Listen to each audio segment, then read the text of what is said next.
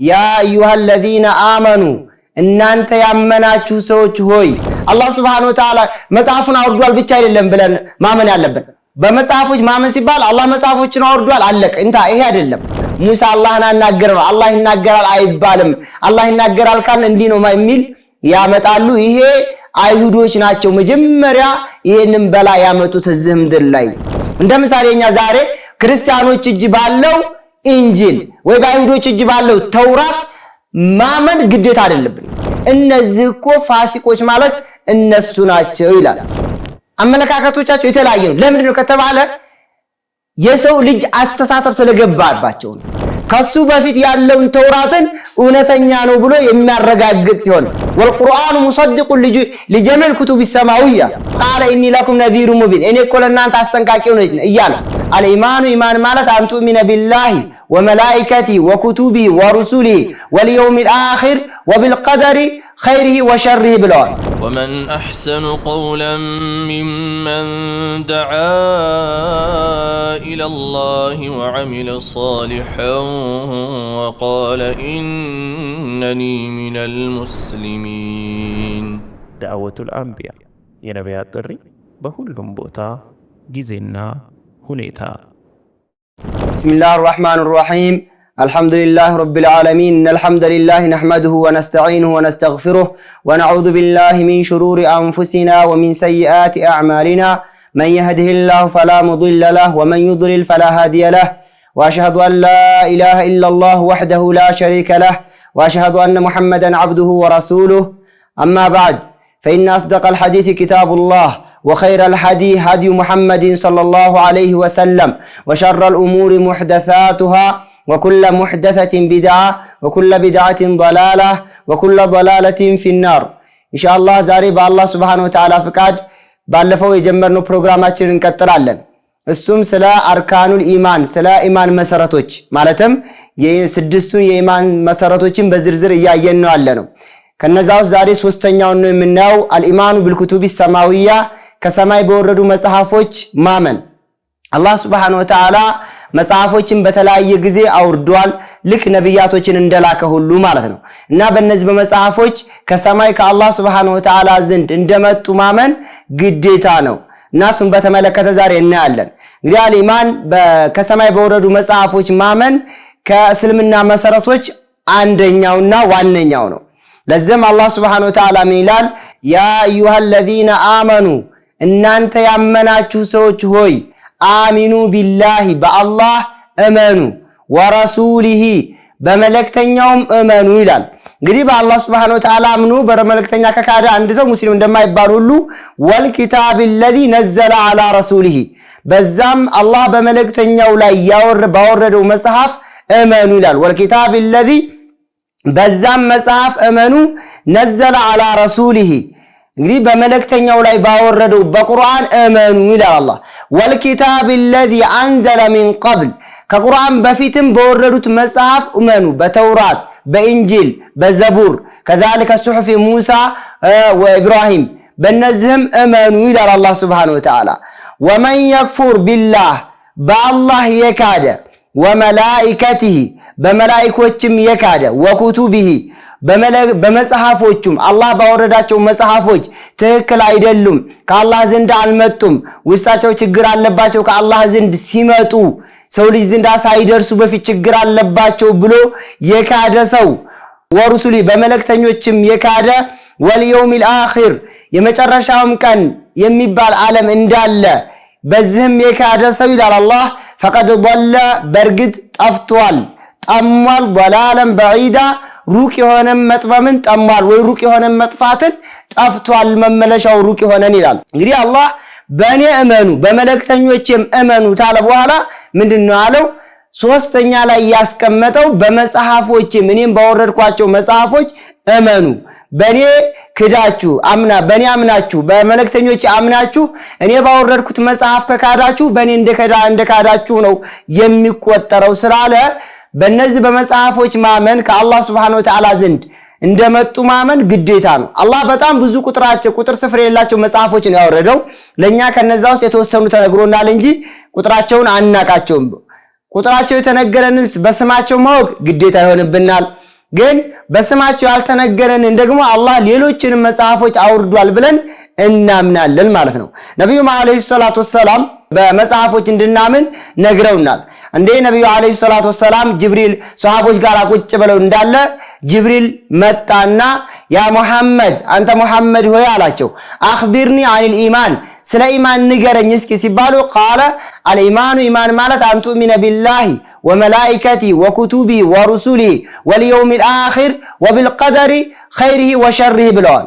አላህ ሱብሓነሁ ወተዓላ ነብዩ አለይሂ ሰላቱ ወሰላም ኢማን ማለትም ማለት በአላህ ልታምን ነው። እንግዲህ በአላህ ማመን ማለት ምን እንደሆነ ተነጋግረናል። አላህ Subhanahu Wa Ta'ala ብቸኛ ፈጣሪ እንደሆነ፣ አላህ Subhanahu Wa Ta'ala እንዳለ፣ አላህ ብቸኛ ተመላኪ እንደሆነ፣ አላህ በባህሪያቶቹም በስሞቹም ከሌላ ፍጡር ከፍጥረታት ሁሉ የተለየ እንደሆነ ማመን ግዴታ ነው ብለናል። ከዛ በኋላ በመላእክቶችም እመኑ ይላል። በመላእክቶች ልታምን ነው አሉት። ከዛስ ወኩቱቢ በመጽሐፎቹም ልታምን ነው ብለውታል። ስለዚህ በእስልምና ላይ መጽሐፎች ከሰማይ እንደወረዱ ማመን ግዴታችን ነው። ለምንድነው የሆነው? ይሄ እንግዲህ አላህ የሰው ልጆች ምድር ላይ እንትን ካደረጋቸው በኋላ መልእክተኛ ልኮላቸዋል። ሚለዱን አደም ኢላ ነብይና መሐመድ ሰለላሁ ዐለይሂ ወሰለም ከአባታችን አደም ጀምሮ እስከ ነብዩ ዐለይሂ ሰላቱ ወሰላም ድረስ። ለምን የዛን ጊዜ አባታቸው ጀርባ ላይ ያሉ ገና አለመዘራ ላይ ያሉ አለስቱ ቢረቢኩም እኔ ጌታችሁ አይደለሁም እንዴ ሲላቸው ቃሉ በላ አው አንተ ጌታችን ብለው መስክረዋል። እርግጥ የሰው ልጅ ረሽ ነውና ያንን ቃል ይረሳልም ረስቷልም። ያንን ቃላቸውን ለማስታወስ አላህ መልእክተኞችን ልኳል። ከመልእክተኞች ጋር አላህ መጽሐፎችን አውርዷል።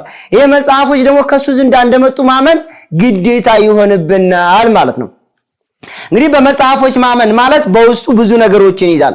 አንደኛ አልኢማኑ ቢአና ከላሙላህ ተዓላ በመጽሐፎች ማመን ሲባል አላህ መጽሐፎችን አውርዷል አለቀ እንታ ይሄ አይደለም። አላህ መጽሐፎችን አውርዷል። እነዛ መጽሐፎች ደግሞ የአላህ ቃል ናቸው። ላ ከላመ ገይሪሂ የሌላ ቃል አይደሉም ብለን ማመን ግዴታችን ነው ማለት ነው። ወአነ አላህ ተዓላ ተከለመ ቢሃ ሐቂቀተን አላህ Subhanahu Wa Ta'ala በትክክል ተናግሮባታል። ወዐለል ወጅሂ الذي አራደ እሱ በሚፈልገው መልኩ ነው የተናገረባት እንጂ አላህ Subhanahu Wa Ta'ala መጽሐፉን አውርዷል ብቻ አይደለም ብለን ማመን ያለብን። አላህ መጽሐፎችን አውርዷል። እነዛ መጽሐፎች ውስጥ ያለው ቃል ደግሞ መጽሐፎቹ ደግሞ የሱ የአላህ Subhanahu Wa Ta'ala ቃሎች ናቸው። እሱ የተናገረባት ነው። ለምሳሌ ተውራት፣ ኢንጂል፣ ከዛሊከ ሱሑፊ ሙሳ፣ ሱሑፊ ኢብራሂም፣ ቁርአን እነዚህ ሁሉ የአላህ ቃል ናቸው። ፊደላቶቹም ቃላቶቹም የሚነበበውም የአላህ ቃል ነው። እኛ የአላህ ቃል ነው ስንል ቁርአን የአላህ ቃል ነው አው ይሄን ግዴታ ሙስሊሞች ማመን አለባቸው። አንድ ሰው ቁርአን የአላህ ቃል አይደለም ወይ ደግሞ በሙሳ ላይ የወረደው ተውራት ከአላህ ዘንድ የመጣ አይደለም አላህም አልተናገረበትም ብሎ ታመነ ምን ያድርጋል ማለት ነው? ክዷል ማለት ነው። ለዛና አይሁዶችን አላህ Subhanahu Wa Ta'ala አንደኛው ከሚሰሩት ስራዎች ሲናገር እነሱም ይሐርፉነ الكلمه عن مواضعه ያንን የጌታህን ቃል ከአላህ Subhanahu Wa Ta'ala ዘንድ የመጣውን መጽሐፍ ያዛቡታል፣ አጣመው ይናገራሉ ይላል አላህ። ስለዚህ መጽሐፎች ከአላህ ዘንድ ነው የመጡት። እነዚህ መጽሐፎች ደግሞ የአላህ Subhanahu Wa Ta'ala ቃል ናቸው ብለን ማመን ግዴታ ይሆንብናል። እንግዲህ ፊደላቶቹም እኛ አላህ ይናገራል ብለን እናምናለን። ሙእሚኖች ሙስሊሞች ነብዩ አለይሂ ሰላቱ ወሰላም ይሄን አስተማሩት። አላህ ይናገራል፣ የፈለገውን ያናገራል፣ እንደፈለገ ይናገራል፣ በፈለገው ነገር ይናገራል፣ በፈለገውም ሰዓት ይናገራል። አላህ ምን አይነት ነው አነጋገሩኛ ከይፍያውን አናቅም፣ በምን አይነት መልኩ እንደሚናገር አናቅም። ለምሳሌ ሰዎች አላህን ከፍጥረታት ጋራ ያመሳስሉታል። ሲያመሳስሉት ምንድነው አላህ ተናገረ ማለት እኮ ልክ እንደኛ ምላስ ያስፈልገዋል፣ ምራቅ ያስፈልገዋል፣ ጅማት ያስፈልገዋል፣ እንዲህ አይነት ነገር ያስፈልገዋል የሚባለው ነገር ስለሚመጣብን አላህ ተናግሯል አንልም ይላሉ። ይሄ ክህደት ነው። አላህ ምንም ነገር እንዴት እንደሚናገር አናቅም፣ ብቻ ግን ይናገራል የሚለው በቁርአን ላይ ተነግሮናል። ወከለመ አላህ ሙሳ ተክሊማ አላህ Subhanahu Wa Ta'ala ሙሳን ማናገርን አናግሮታል። እንግዲህ ከዚህ በላይ ግልጽ ወከለመ አላህ ሙሳ ተክሊመን ነው የመስደር ነው እንዳይላሉ በል መናገሩን የሚያጸድቅ የበለጠ አላህ እንጂ ሙሳ አላህን አናገር አይደለም። አላህ ሙሳን አናግሯቸዋል። ስለዚህ አላህ ነብዩ መሐመድን አናግሯቸዋል። እንደፈለገ ይናገራል። በምንድነው እንዲህ አይነት ፍልስፍና ውስጥ መግባት አያስፈልግም። ለምን ተምረን አንድ ሰው 1000 ዓመት ቢሰጠው ተምሮ የሚደርስበት ነገር አይደለም። የፈለገውን ያክል ቢመራመር የፈለገውን ያክል ቢያጠና የአላህን ባህሪ አንድ ሰው ቁርአን ላይ ከተገለጡት ውጭ ሊያውቅ አይችልም። አላህ እንዴት ነው ይናገራል ግን በምንድነው የሚናገረው ብለን መፈላሰፍ ውስጥ መግባት የለብንም ራሱ ለምን ከገባን መውጣት አንችልም እንዲህ አይነት በላ ውስጥ ማለት ነው አንደኛ ምንም አይነት ውጤት አይኖረው ድካም ብቻ ነው የሚሆንብን ደክመን ውጤት እንኳን ቢኖረው ነበር ነገር ግን ምንም አንደርስም علم الغيب ነው ይሄ እንደመጣ ነው የምናምነው እንጂ ከስሜት ሕዋሳቶቻችን ውጭ ስለሆነ አላህ እንደሚናገር ብቻ እናምናለን ነገር ግን አንዳንድ ጀማዎች እዚህ ስለምና ላይ ያሉ ሰዎች አይ እኛ አላህ ተናግሯል አንልም ሙሳ አላህን አናገረው አላህ ይናገራል አይባልም አላህ ይናገራል ካን እንዲ ነው የሚል ያመጣሉ ይሄ አይሁዶች ናቸው መጀመሪያ ይሄንን በላ ያመጡት እዚህ ምድር ላይ يحرفون الكلمه عن مواضعه ብሏል አላህ Subhanahu Wa Ta'ala ስለዚህ በአላህ መጽሐፎች ማመን ማለት አላህ እሱ እንደተናገረባቸውና የሱ ቃል እንደሆኑ የሌላ ቃል ወይ የሙሳ ቃል ወይ የኢሳ ወይ የነብዩ መሐመድ ወይ የኢብራሂም ቃል ነው ብለን አናምንም ቁርአን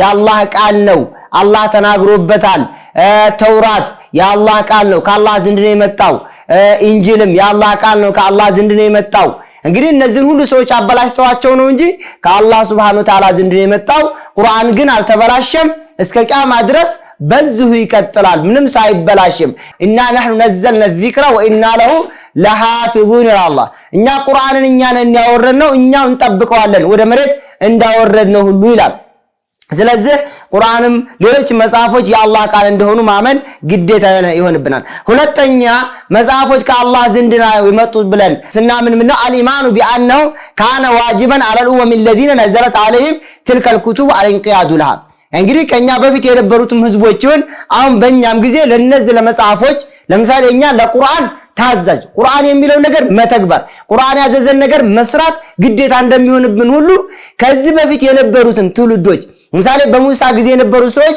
ለተውራት መታዘዝ ግዴታ ነበረባቸው ተውራት ውስጥ ያለውን ነገር መስራት ግዴታ ይሆንባቸዋል ወከዛልከ በኢሳ ጊዜ ደግሞ በእንጂል ውስጥ ያለውን ህግ መስራት ግዴታ ይሆንባቸዋል እነዚህ መጽሐፎች ግን በማን ተሽረዋል ወደፊት ይመጣልናል በቁርአን ተሽረዋል ስለዚህ በእነዚህ መጽሐፎች የሚያምን ሰው በቁርአን ማመን አለበት ስለዚህ በቁርአን አምኖ ቁርአን ውስጥ ያለውን ነገር ሁሉ መስራት አለበት ቁርአን እነዛ መጽሐፎች የሰው እጅ እንደገባባቸው ተነግሮናል የሰው የተለያዩ ሰዎች የተለያዩ አካላት እጃቸውን አስገብተውባቸው አበላሽተዋቸዋል ስለዚህ ቁርአን ያን ሁሉ አስተካክሎ ሰዎች እንዳያበላሹት ሰዎች በፍጹም እጃቸውን እንዳያስገቡበት አድርጎ አላህ አውርዶታል ቁርአን ውስጥ ባል ያለን ነገር መማረግ አለብን መስራት አለብን ግዴታ ይሆናል ማለት ነው ስለዚህ በሷ ውስጥ መስራት ግዴታ ይሆንባቸውም ነበር ለዛም አላህ ምን ይላል ወመን ለም يحكم بما انزل الله فاولئك هم الكافرون ይላል አላህ በዚህ በተውራት ጊዜ የነበሩ ሰዎች በተውራት ያልሰራ ሰው ካፊሮች ናቸው ይላል አላህ በእንጂል ጊዜ ደግሞ እንጂል በወረደበት ሰዓት በእንጂል የማይሰራም ሰው እንደዚሁ ካፊር ነው ይላል ቁርአን በወረደ ጊዜ ደግሞ በቁርአን ውስጥ ያለውን ሁክም በትክክል ያልዳኘ በቁርአን ያልተዳኘ ቁርአን አልቀበልም ያለ ሰው ምንድነው የሚሆነው ካፊር ነው ይላል ነገር ግን ቁርአን ከመጣ በኋላ እዚህ ጋር እናስተምርበት የሚገባው ነገር በእነዚህ መጽሐፎች በተውራትም ይሁን በእንጂል በዘቡር በሌሎቹ መጽሐፍ ከአላህ ዘንድ እንደመጡና የአላህ ቃል እንደነበሩ ማመን ነው እንጂ የሚወጅብብን በውስጣቸው ያለው መስራት አይወጅብብንም በል መስራት የሚወጅብብንኛ በማን ነው በቁርአን በአላህ Subhanahu Wa Ta'ala ቃል ብቻ ነው ይላል ወሊየህኩም ይላል አላህ ይፍረዱ አህሉል ኢንጂሊ የኢንጂል ባለቤቶች ይፍረዱ ይላል بما انزل الله فيه አላህ በኢንጂል ውስጥ ባወረደው ቃሉ ይፍረዱ ይላል ومن لم يحكم بما انزل الله በኢንጂል ውስጥ ባወረደው አላህ Subhanahu Wa Ta'ala ባወረደው ያልፈረዱ ሰዎች فاولئك هم الفاسقون እነዚህ እኮ ፋሲቆች ማለት እነሱ ናቸው ይላል እንግዲህ እነዚህ ሁለት አንቀጾች የመጀመሪያው ወመን ለም يحكم بما انزل الله فاولئك هم الكافرون የሚለውና ወመን ለም يحكم بما انزل الله فاولئك هم الفاسقون የሚሉት የሚጠቁሙን ምንድነው ከኛ በፊት የነበሩ ኡመቶች ሙስሊም ናቸው ለአላህም እንዲታዘዙ በእነሱ ጊዜ በወረዱት መጽሐፎችም እንዲሰሩ ምን ሆኗል ግዴታ ተደርጎባቸዋል ማለት ነው እንግዲህ ይሄ ነስኽ ሳይገባባቸው መሻር ሳይገባባቸው በፊት ነው የሰው እጅ ሳይገባባቸው በፊት ነው የሰው እጅ ሳይቀላቀላቸው በፊት የሰው እጅ ገብቶባቸዋል በሰው እጅ ተጽፈዋል ስለዚህ በዛን ጊዜ ምን አይደረግም በፍጹም መስራት አይቻልም የሰው እጅ ከገባባቸው በኋላ በእነሱ ማመንም ሆነ ምን ማድረግ አይተበቅብንም እንደምሳሌኛ ዛሬ ክርስቲያኖች እጅ ባለው ኢንጂል ወይ ባይሁዶች እጅ ባለው ተውራት ማመን ግዴታ አይደለም። እኛ እነዚህ መጽሐፎች የአላህ ቃል ውስጣቸው ሊኖር ይችላል ብለን እናምናለን። ሊኖር ይችላል፣ ነገር ግን ሙሉ በሙሉ የአላህ ቃል ናቸው ብለን አናምንም። ማመንም የለብንም። ለምን? ተበርዘዋል። አላህ ነግሮናል እንደተበረዙ ማለትም የሰው ልጅ አስተሳሰብ እንደገባባቸው። በል እንደውም አሁንም ያሉት ከ190% ምን ሆኗል? የሰው ልጅ ቃል ሆኗል። በቃ ሰዎች የፈጠሩት ቃል ሆኗል፣ አበላሽተውታል። ስለዚህ ለዛ ነው ነብዩ አለይሂ ሰላቱ ወሰለም ምን አሉ? አህለል ኪታቦች የተናገሩት ነገር ከቁርአን ጋር ከገጠመ እንቀበላቸዋለን አሉ። ከቁርአን ጋር ካልገጠመ ከተቃረነ ደግሞ ውሸት ነው ብለን እንመልስባቸዋለን አሉ። ግን ቁርአን ያልጠቀሰው ነገር ኖሮ ዝም ያለው ከሆነ ውሸትም ነው ያላለው ማለት ነው። እውነትም ነው ያላለው ከሆነ ዝም ነው የምንለው እኛ። በቃ ትክክልም ነው አንልም፣ ውሸትም ነው አንልም እኛ። ለምን? የሰው ልጅ ስለገባበት የአላህ ነው እንዳንል እና ያጠራጥረናል።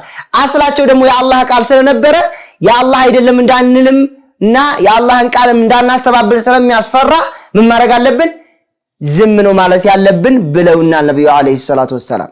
ሌላው ሶስተኛው ማመን ያለብን በመጽሐፉ ማመን ሲባል ኢዕቲቃዱ ማመን ነው። አነ ጀሚዐል ኩቱብ ሰማዊያ ከሰማይ የመጡ መጽሐፎች ሁሉም ይصدق بعضها بعضا አንዱን የሚያረጋግጥ እውነት ነው የሚል ነው እንጂ አንዱን የሚያስተባብልና የሚዋሽ አይደለም። ወይከذቡ فكلها من عند الله سبحانه وتعالى ለምን? ሁሉም ከአላህ Subhanahu Wa Ta'ala ዘንድ ስለሆነ ومن أصدق من الله حديثا ومن أصدق من الله قيلا ነው። እንግዲህ ከአላህ በላይ ተናጋሪ ከአላህ በላይ አውሪ የለም። ስለዚህ እሱ ደግሞ ያወራው ነገር በጣም እውነተኛ ነው። ስለዚህ ከአላህ ዘንድ የሆነ ነገር እርስ በርሱ በፍጹም አይጋጭም። ምን ይሆናል? አንዱ ሲመጣ ሌላኛውን ያጠናክራል። ናም የሰው ልጅ ህጎች ላይ ለምሳሌ በሙሳ ጊዜ የነበሩ ህዝቦችና በእኛ ጊዜ ያሉ ህዝቦችን ካየን ምንድነው የሚሆነው? አመለካከታችን አኗኗራችን ሊለያይ ይችላል እና የሚወሩት ህጎች አንዳንድ ጊዜ እኛም በሚመጥን መልኩ ይደረጋል ማለት ነው። ለዛ በሙሳ ጊዜ የነበሩ ህጎች ምን ይደረጋሉ? ይሻራሉ። ይሄ ማለት አስሉ አይደለም፣ ተውሂድ አይሻርም። ለምሳሌ የተከለከለው ሽርክ በሙሳም ይሁን በማንኛውም ጊዜ ሽርክን እዚህ ምድር ላይ አላህ ፈቅዶ ማያውቅም። ሁሉ ጊዜ ሽርክ ነው። ተውሂድም ሁሉ ጊዜ ተውሂድ ነው። ሁሉም ነብያቶች የሰበኩት ተውሂድ ነው። ይሄ አስሉ ስለሆነ አይነካም። ሁሉም ኡመት ዘንዳ አንድ ነው። ሁሉም ኡመቶች ዘንዳ አንድ ስለሆነ ይሄ አንድ ነው። ነገር ግን አንዳንድ መሰረታዊ ያልሆኑ ነገሮች ቅርንጫፋዊ ነገር ማለትም ሸራዒዎች፣ ህግጋቶች በነብዩ ሙሳ ጊዜ የነበሩ በማን ጊዜ ተሽረዋል? በነብዩላህ ኢሳ ጊዜ ተሽረዋል። ስለዚህ አንዱን ያጸድቃል እንጂ አንዱን አያስተባብሉም ማለት ነው። ለዛ ነው በአላህ ይላል አፈላ የተደበሩን القرآن ቁርአንን አያስተነትኑትምን ወለው ካነ من عند غير الله ከአላህ Subhanahu Wa Ta'ala ውጭ ዘንድ ከሆነ አካል ቢሆን ኖሮ ለወጀዱ فيه ቁርአን ውስጥ ያገኙበት ነበር اختلافا كثيرا በጣም ብዙ የሆነ ልዩነት ያገኙበት ነበር ይላል። ስለዚህ ቁርአን ሁሉም መጽሐፎች ከአላህ ዘንድ ስለሆኑ ምንም አይነት እርስ በርሳቸው የሚጻረር ነገር አይኖራቸውም። አንዱ የሆነ ግል ሊሽር ይችላል እንጂ ያኛውን አያስተባበው። فالانجيل مصدق لما تقدمه من كتاب التوراة እንግዲህ እንጂል ከሱ በፊት የቀደመውን ተውራትን ምን ያደርጋል? እውነተኝነቱን ያረጋግጣል። وقفينا على آثارهم ከነሱ በኋላ አስከተልናቸው ይላል። በኢሳ ኢብኑ መርየም ኢሳ ኢብኑ መርየምን መልእክተኛ አድርገን ከነሱ በኋላ ላክነው። ሙሰድቀን ሊማ በይነ የደይ ሚነ ተውራት ከሱ በፊት ያለውን ተውራትን እውነተኛ ነው ብሎ የሚያረጋግጥ ሲሆን ወልቁርአኑ ሙሰድቁን ሊጀሚዕ ኩቱብ ሰማዊያ ቁርአን ደግሞ ከኛ በፊት የነበሩ ከሰማይ የወረዱ መጽሐፎችን ሁሉንም ያጸድቃል። ምን ይላል አላህ? ወለዚ አውሐይና ኢለይከ ሚነል ኪታቢ ከመጽሐፍ እኮ ወደ አንተ ያወረድነው ቁርአን ሁወል ሐቁ እሱ እኮ እውነት ነው ይላል። ሙሰድቀን ሊማ በይነ የደይ ከሱ በፊት የነበሩ መጽሐፎችን ምንም የሚያረጋግጥና እውነት የሚል ነው። ኢነላህ ቢዒባዲሂ ለኸቢሩን በሲር አላህ Subhanahu Wa Ta'ala እኮ በባሮቹ በጣም አዋቂና ተመልካች የሆነ ነው ይላል። እንግዲህ ልዩነት የተፈጠረው ተውራትና እንጂል ላይ የሰው ልጅ እጅ ከገባ በኋላ ነው። ለምሳሌ አሁን ኦሪት ምናምን የሚባለው ይሄ ክርስቲያኖችና አይሁዶች እጅ ያለው ኦሪት ምናምን መጽሐፍ ቅዱስና የኛው እንትኖች ጋር ያሉት ይለያያሉ። አመለካከቶቻቸው የተለያየ ነው። ለምንድን ነው ከተባለ የሰው ልጅ አስተሳሰብ ስለገባባቸው ነው። ለምሳሌ አይሁዶች የራሳቸውን አስተሳሰብ አስገብተዋል፣ ክርስቲያኖችም እንደዛው። ለዛ ነው እንጂ የተለያዩት አስላቸው ከአላህ Subhanahu Wa Ta'ala ዘንድ ስለሆነ ምንም የሚለያያቸው ነገር የለም ሁሉም አንድ ናቸው ተመሳሳይ ናቸው መሰረታቸውም ተውሂድ ነው ስለ አላህ ጌትነት ስለ አላህ ተመላኪነት ስለ አላህ Subhanahu Wa Ta'ala ባህሪ ነው ያስተማሩት ለዛም ነብያቶች ሁሉም ወለቀድ አርሰልና ኑሃን ኢላ ቀውሚሂ እኛ ኑህ ወደ ህዝቦቹ ላክነው ይላል ቃለ ኢኒ ለኩም ነዚሩ ሙቢን እኔ እኮ ለእናንተ አስጠንቃቂው ነኝ እያለ አኒ አቡዱላህ ወተቁ ጌታችሁን አምልኩት እሱን ፍሩት ሙሳም ኢሳም ከዛልከ ነብዩላህ ሁሉም ተውሂድን የሰበኩት እንጂ ተመሳሳይ ነው ምንም ልዩነት የለውም ተውሂዱ ላይ ልዩነት የመጣው በኋላ የሰው ልጆች እጃቸውን ካስገቡበት በኋላ ነው እንጂ መጀመሪያ አንድ ነው ማለት ነው ኢንሻአላህ እዝና ቆማለን سبحان ربك رب العزة عما يصفون وسلام على المرسلين والحمد لله رب العالمين والسلام عليكم ورحمة الله وبركاته ومن أحسن قولا ممن دعا إلى الله وعمل صالحا وقال إنني من المسلمين دعوة الأنبياء የነቢያት ጥሪ በሁሉም ቦታ ጊዜና ሁኔታ